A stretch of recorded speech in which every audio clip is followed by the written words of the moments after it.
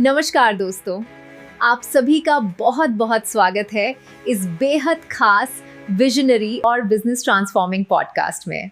आज का हमारा विषय है franchise model spreading all over India, यानी ऐसा बिजनेस स्ट्रक्चर जो किसी एक शहर तक सीमित न रहकर पूरे भारत में अपनी मजबूत पकड़ बना सके।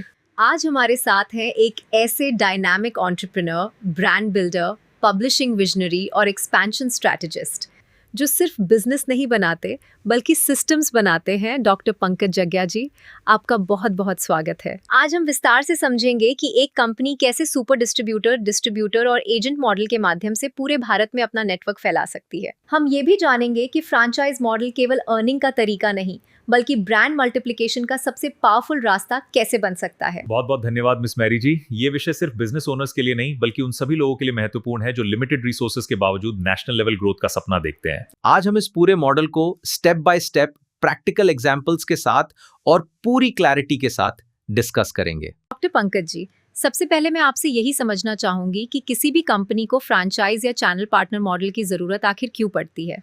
क्यों एक कंपनी खुद हर शहर में ऑफिस खोलने के बजाय सुपर डिस्ट्रीब्यूटर और एजेंट के माध्यम से ग्रो करना चाहती है?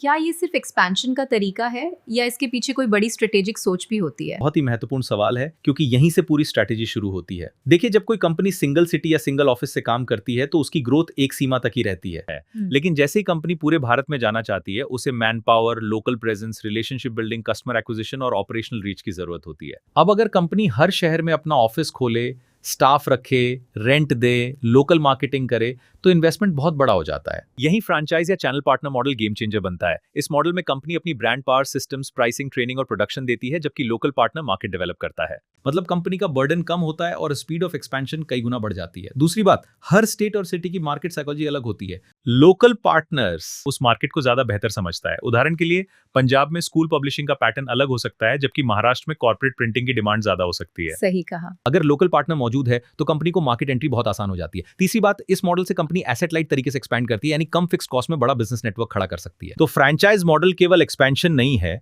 बल्कि smart expansion, low risk expansion और स्केलेबल एक्सपेंशन का फॉर्मूला है।